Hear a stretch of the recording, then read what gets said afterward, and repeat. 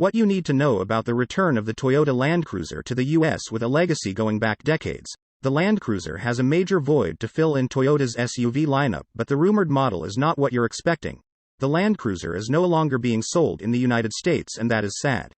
Now, in a nation where off-roading and overlanding is incredibly popular, in fact, it is right up there with Australia in terms of land available mass. 4x4 sales are strong, but for the first time in decades there's no Land Cruiser on sale. However, the Land Cruiser wasn't really selling well for Toyota, as the 4Runner makes up the vast majority of off-roader sales for the Japanese brand. The reason the Toyota Land Cruiser wasn't working sales-wise is simple. The way it was sold in the US didn't fit its purpose. For some reason, Toyota decided to market the Land Cruiser as a luxury vehicle instead of an off-roader. This was never going to work. If someone is spending somewhere in the region of $100,000 on a luxury car, you want the badge up front to represent the price of the vehicle. This means they usually go for a Lexus, Range Rover, Mercedes, or BMW, not a Toyota. The Land Cruiser should have been sold as an off-road vehicle, and thankfully, this is what Toyota seems to be aiming for in the 2024 year model. Which Land Cruiser will the US get? As you may know, there are 3 types of Land Cruisers available. The first one is the normal wagon Land Cruiser, which is a vehicle that was sold in the US for decades. The wagon includes the 50, 60, 80, 100, 200, and the more recent 300 series Land Cruiser. The rest of the world also received the Land Cruiser Prado, which is the Land Cruiser's smaller brother. It offers a smaller body and smaller engines that meet emissions more easily while being nimbler around narrow roads and big cities.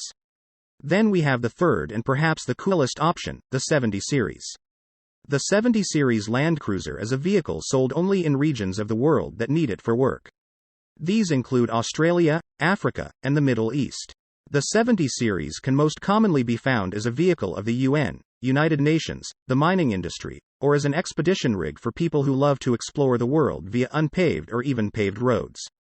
The 70 series is one of the toughest vehicles currently on sale, as it has been mostly unchanged for 30 years.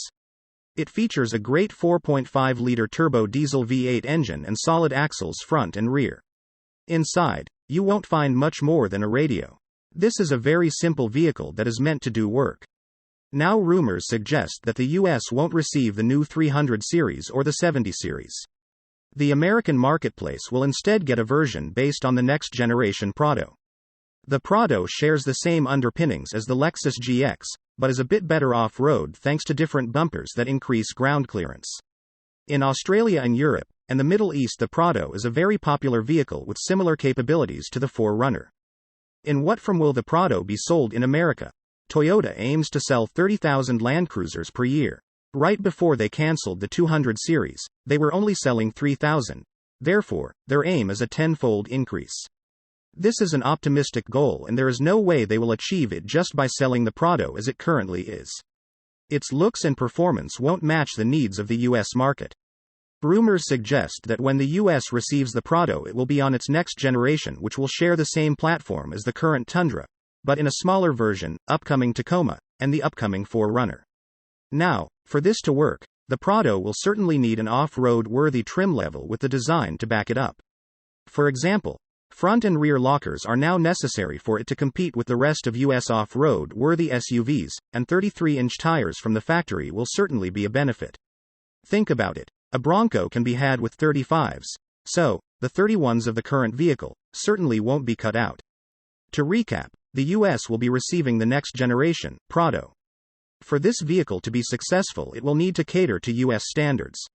Large tires, upgraded suspension, and locking diffs are all crucial necessities, or else the Land Cruiser will be left in the dust of the Bronco and Wrangler when it comes to off-road performance. Where will the Land Cruiser fit in the Toyota lineup? Toyota currently offers 2 SUVs that are capable of proper off-roading. These include the 4Runner and Sequoia. Where will the Land Cruiser fit in the lineup?